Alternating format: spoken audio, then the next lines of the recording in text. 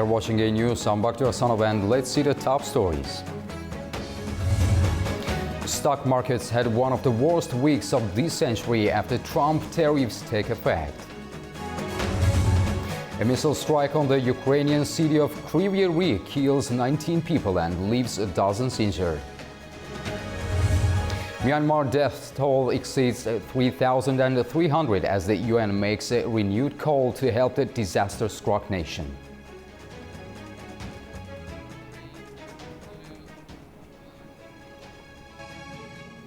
U.S. stocks are facing their worst week since the COVID-19 pandemic in 2020. It's after China's strong response to President Donald Trump's sweeping tariff announcement on Wednesday, fueling fears of a deeper global economic crisis. Markets around the world tumbled this week, marking the worst performance for U.S. stocks since the 2020 COVID pandemic.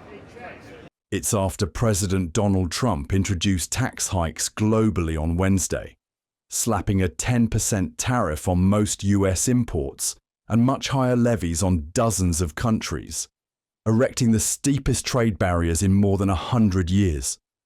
It's caused world leaders to condemn the move. The downturn continued on Friday after China's retaliation against Trump's new import taxes of 54%. A move that escalated trade tensions between two of the world's biggest economies. China retaliated with 34% tariffs on US goods, restrictions on key minerals, and blacklisting American firms. Analysts warned Trump's sweeping tariffs could lead to a global recession. The S&P 500 dropped nearly 6%, with companies wiping out $5 trillion in stock market value, according to reports. The Dow and Nasdaq also plunged. European and Asian markets felt the shockwaves too. Some companies like Apple and Nike saw major losses, while small business owners in the US say they may be forced to close.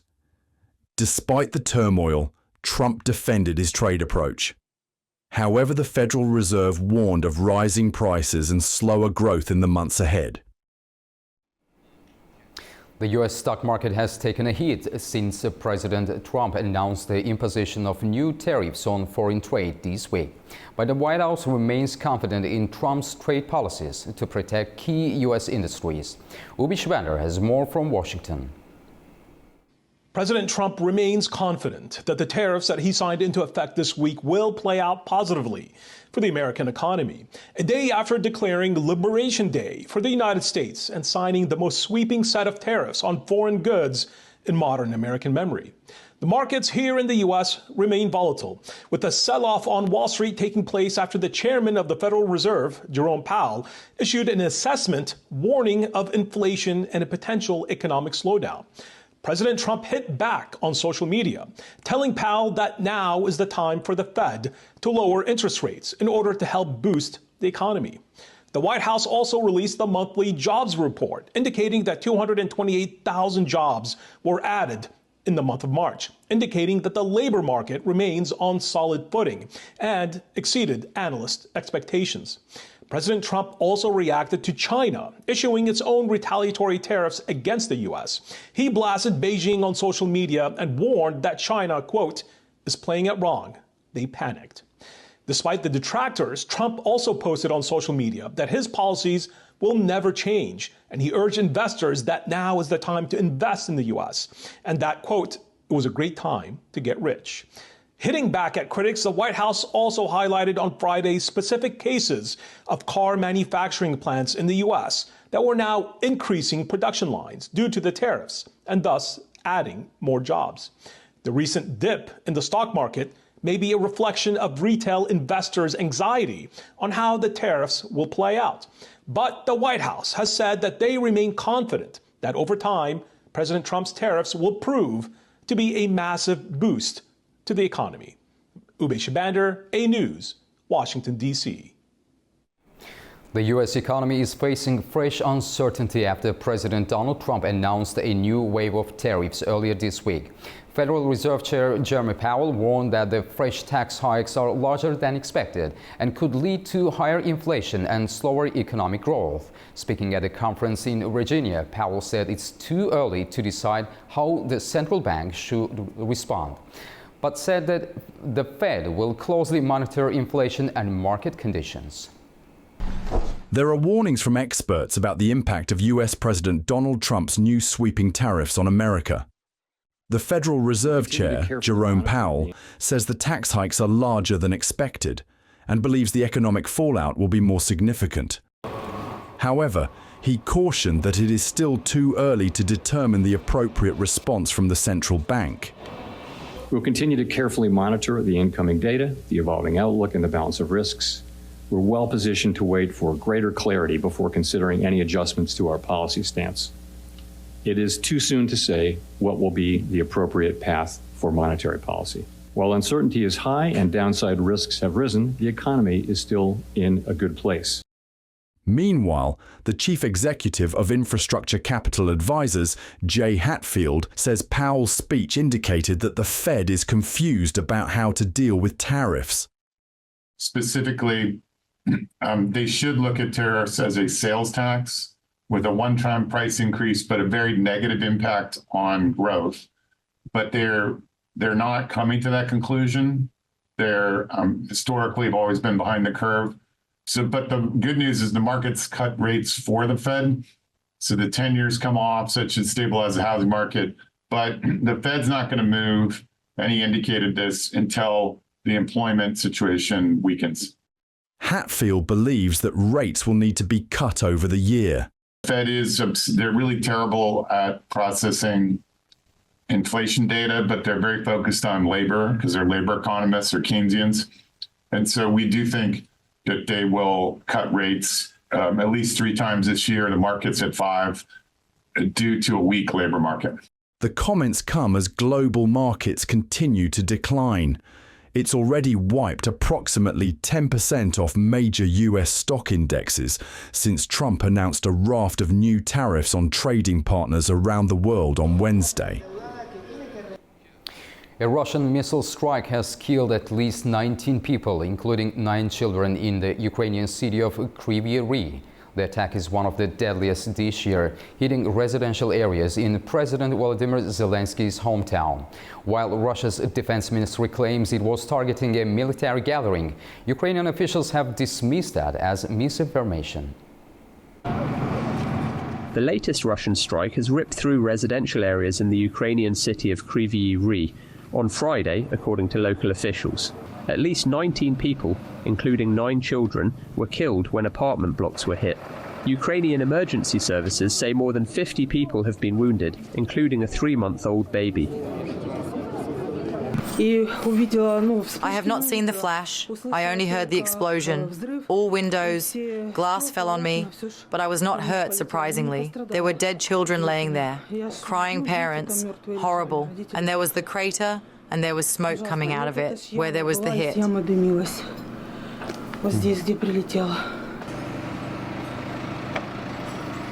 The Russian Defense Ministry claims its forces were targeting a military assembly point, but Ukraine's military dismissed the statement as blatant misinformation, accusing Moscow of hitting civilian infrastructure. Hours later, the town was hit again, this time by Russian drones. The city's military officials say private homes were struck, setting off fires in 4 locations. An elderly woman was killed in her house. 5 others were injured. US officials have in recent days tried to broker both a ceasefire for energy infrastructure and for the Black Sea. Kyiv says it's ready to agree to the maritime deal. However, Russian officials say Moscow first needs restored access to certain trade markets and payment systems. Russia's defense ministry insists it was targeting a military gathering, while Ukrainian officials say that's simply not true. To unpack the implications of this latest strike and the broader messaging from both sides, I'm joined by Professor Alexei Haran from Kyiv University. Mr. Haran, thank you for joining us. Thank you for the invitation. Mr. Haran, Russia claims it was targeting a military site, yet the victims were overwhelmingly civilians, including children. What does this attack say about Moscow's strategy at this stage of the war?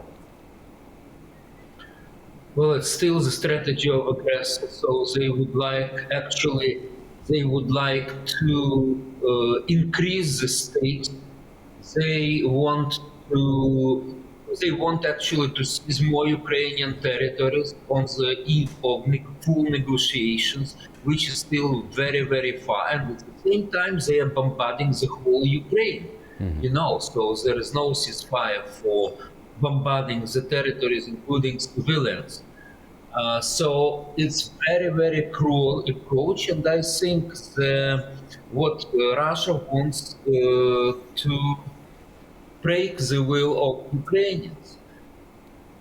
So it's very cynical, and look, and also if we're talking about Russian lies, I would like to remind you that one day before Russian full-scale aggression, Mr. Lavrov was asked if Russia is going to attack Ukraine, and he said never. And next day the aggression started. So unfortunately we see the battle not only on the front line, but also in informational space, and what Russia is doing is, very cynical lie all the time. Mr. Haran, with Zelensky's hometown under attack, how might this affect Ukrainian morale? Well, look, Kryvyi Rih is attacked not for the first time, and we saw Russian cruelty since the beginning of this full-scale invasion. So I think it will not, there's not something special if we are talking about morale and about the killings of civilians, not for the first time. However, right now it just shows to what extent Russia really wants ceasefire. Not. And that's why, because there are talks about ceasefires. We have now an agreement not to bombard energy structures, on ceasefire on Black Sea, but it's not implemented. And plus, as I have said, this is bombardment of civilian objects, throughout the whole Ukraine. So there's nothing new in that, but the case that it's done right now shows, Russian approach to the life of civilians, how cynical Russians are. Mr. Haran, thank you for talking to A News. We appreciate your time. Thank you. The NATO foreign ministers meeting in Brussels focused on discussions on the U.S. push for NATO members to increase their defense spending to 5% of GDP. U.S. Secretary of State Marco Rubio also stated that it will soon be clear whether Russia is truly committed to peace with Ukraine. The NATO Foreign Ministers Summit in Brussels has addressed several critical issues that could redefine the future of the alliance. US Secretary of State Marco Rubio has reiterated the US demand for NATO members to increase their defense spending, setting an ambitious target of 5% of GDP, up from the current 2% goal. Rubio emphasized that while reaching this target won't happen overnight, NATO must establish a clear pathway to achieving it. The events of the last few years, a full-scale ground war in the heart of Europe, is a reminder that hard power is still necessary as a deterrent. And so we do want to leave here with an understanding that we are on a pathway, a realistic pathway, to every single one of the members committing and fulfilling a promise to reach up to 5% of spending. That includes the United States will have to increase its percentage. Poland, responding to the growing threat from Russia, has already committed to spending 5% of its GDP on defence by 2026. Poland plans to spend 4.7% of GDP this year, the most among NATO countries, among European Union countries. We will continue this. 5% is definitely the goal that we want to achieve next year, to get closer and closer to 5%. And even due to the multi-year contracts that we have signed, we have to maintain a high level of spending for years to come. The Russia-Ukraine war remained a top concern at the summit. NATO allies were urging Moscow to engage in serious peace talks. Ukraine has shown a willingness to accept a ceasefire, but the outcome depends largely on Russia's response. US officials have stated that the US will soon determine whether Russia is serious about peace. We will know soon enough, in a matter of weeks, not months, whether Russia is serious about peace or not. I hope they are. It would be good for the world if that war ended. But obviously we have to test that proposition. NATO Secretary-General Mark Rutte weighed in on the ongoing security challenges, emphasising that NATO is united in its commitment to strengthening defence and supporting Ukraine. For NATO, it's clear. For the whole of NATO, Russia is the long-term threat. Even if this war will come to an end, let's not be naive about Russia. Nobody is naive about Russia. But when it comes to ending the war, I think it is important that the Americans are trying this, working closely with the Ukrainians. Rutte also addressed concerns about Trump's new tariffs, noting that the tariffs do not violate NATO's economic principles. He explained that while these tariffs have caused some disruption, they do not go against the core goals of NATO. Rubio also defended the tariffs, explaining that while markets are reacting to shifts in global trade, the situation is not an economic collapse. He argued that once businesses adjust to the new trade rules, markets will stabilise. Turkey has issued a strong message to Israel warning against further military action inside Syrian territory. Turkish Foreign Minister Hakan Fidan said Israel's actions are laying the groundwork for future instability across the region and that Ankara doesn't want confrontation with Tel Aviv. Fidan says that repeated Israeli attacks on military sites in the country are undermining the ability of the new government in Damascus to deter threats from enemies. He made the comments during a NATO summit in Brussels. However, Israel claims its strikes are aimed at preventing hostile forces from gaining ground in the country, but Turkey sees the air raids as violations of Syrian sovereignty. Anger and confusion filled the streets of Seoul as supporters of South Korea's impeached President Yoon Suk-yeol took to the streets on Saturday. The Constitutional Court's decision on Friday to uphold the impeachment over his declaration of martial law have sparked emotional reactions and protests. In South Korea, hundreds of supporters of President Yoon Suk-yeol gathered in central Seoul on Saturday, protesting against the court's final ruling it made on Friday that officially confirmed his impeachment over his declaration of martial law last December. Many say they're shocked, hurt, and unable to accept the decision that brought months of political drama to a head. My foundation of life has collapsed. I'm very angry and it feels like my country is falling apart. I was confused and numb. I feel the pain of losing my country. Meanwhile, on Friday night, hundreds gathered to celebrate the ruling to remove Yoon from office. I am thrilled to be with the citizens of South Korea here. I feel like I came back from death's door. I'm finally alive now. I can finally sleep well now. I will sleep well now, today, and fight, protest again tomorrow. We finally have a chance to build a new Republic of Korea by democratic citizens. I am very happy at the moment. The decision now sets in motion a race to elect the next president within 60 days as required by the Constitution. Prime Minister Han Duck-soo will serve as acting president until a new leader will be sworn in. The death toll after the earthquake in Myanmar has reached more than 3,000 people. More than 4,500 are injured and at least 220 people are still missing. The quake with a magnitude of 7.7 has left many people homeless, and many are forced to sleep outdoors due to destroyed homes or concerns about further building collapses. The United Nations estimates that more than 3 million people may have been affected. Earlier, the UN announced that a severe lack of medical supplies is hindering relief efforts.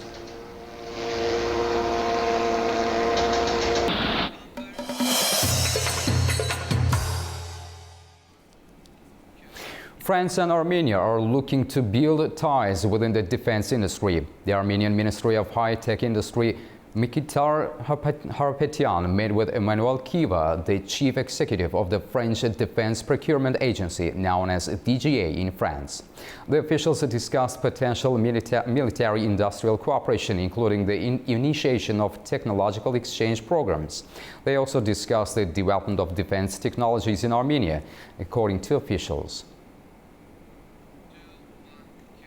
Armenia takes a step towards joining the European Union. President Van Khachaturian has signed a law to launch the country's accession process to become part of the EU. The signing took place on Friday. The move follows a parliamentary vote in March and is based on a public initiative backed by thousands of signatures. Prime Minister Nikol Pashinyan had earlier said that a referendum may still be needed. However, the decision has sparked concern in Russia. Moscow warns that the step could signal Armenia's exit from the Eurasian Economic Union. But Yerevan plans to stay in the EAEU and maintain strong regional ties.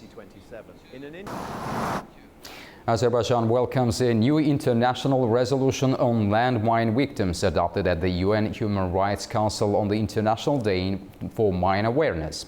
The country says it marks an important step toward restoring the rights of millions affected by the devices. Azerbaijan is a co-sponsor and says the move brings global mine action to a new level. According to officials, more than 13% of Azerbaijan's territory is contaminated with landmines. Baku is calling for international cooperation in urging Armenia to provide accurate minefield data. Azerbaijan, Georgia, Turkey and Bulgaria have signed a memorandum of understanding to advance a new green energy corridor aimed at transmitting and trading renewable electricity across borders. Energy ministers from the four nations emphasized the strategic importance of inter-regional cooperation in renewable energy and energy security. The corridor will leverage Azerbaijan's renewable energy potential and aims to support the region's integration into European energy transmission systems. Turkey says it's marking significant strides in its transition to clean energy. New data from the Energy Ministry reveals a shift towards renewables in the country's energy mix. Power generation from renewable energy sources in the country reached nearly half of the total electricity production by the end of the first quarter of the year. Electricity generated from renewable energy sources in Turkey has reached nearly half of the country's total electricity production by the end of the first quarter of the year. That's according to data from the Energy Ministry, which shows that total electricity production in the first 3 months of the year hit 86.5 million megawatt hours. Of that, 35 million megawatt hours came from renewable sources such as solar, wind, geothermal, biomass and hydroelectric plants, including both dam and river-based facilities. Turkey says it's continuing to prioritize domestic and clean energy sources as part of its broader efforts to combat climate change and reduce its current account deficit. The number of renewable energy plants has now reached more than 34,000. The shift toward renewables aligns with Turkey's strategy to support its expanding industrial sector and meet the growing energy demand of its increasing population, all while reducing dependency on fossil fuel imports. By the end of March, the country's total installed electricity capacity climbed to more than 117,000 megawatts, with renewable sources making up 60% of that total. In the midst of a turbulent geopolitical landscape, the European Union is turning its attention to Central Asia, seeing it as a reliable partner in securing critical raw materials and green energy sources. At the first-ever summit between the European Union and Central Asian countries in Samarkand, leaders agreed to elevate their cooperation to a strategic partnership. Our correspondent in the region, Fariza Kalimurzana, has more. Brussels has announced a new €12 billion investment package for the region as part of its Global Gateway initiative. Of this amount, €3 billion will be allocated to the transport sector, €2.5 billion for critical raw materials, €6.4 billion for energy, and €100 million for the development of satellite internet in Central Asia. Some of these projects have already been approved and supported by the European Bank for Reconstruction and Development. As part of this new partnership, the President of the European Commission outlined 4 key areas for collaboration. First up, transport corridors. The European Union is committing 10 billion euros to develop the Trans-Caspian Transport Corridor, which will cut the land road between Europe and Central Asia by nearly half, down to just 15 days. Next, on critical raw materials, Ursula von der Leyen called Central Asia a treasure trove, highlighting its massive reserves of manganese, graphite, and other vital minerals. But Europe's approach is different. Rather than just extracting raw materials, the European Union is aiming to help create a full production cycle right in the region. In terms of renewable energy, the European Union sees Central Asia as a potential global hub. The President of the European Commission highlighted 2 major projects, the Rogun hydroelectric power plant in Tajikistan and the Kambarata hydroelectric power plant in Kyrgyzstan. Ursula von der Leyen called for expanding cooperation to help Central Asia become more energy independent and contribute to the global clean energy transition. The fourth area focuses on digital communications and satellite internet. The European Union is launching a satellite program to connect remote areas across the region. In turn, the leaders of Central Asia have expressed their commitment to strengthening trade ties. Kazakhstan's President Kassym-Jomart Tokayev said that the country is ready to boost exports to the European Union across 175 key commodities, totaling more than $2 billion. Kazakhstan already produces 19 of the 34 raw materials the European Union needs, including uranium, copper, and lithium. In this context, President Tokayev proposed establishing a regional research center for rare earth metals in Astana. At the summit, Uzbekistan's President Shavkat Mirziyoyev stressed the importance of regional security, particularly cooperation with Afghanistan. He called for constructive dialogue between the international community and the Afghan government. To solidify this partnership, Mirziyoyev proposed annual meetings at the Deputy Prime Minister level and the creation of a partnership committee.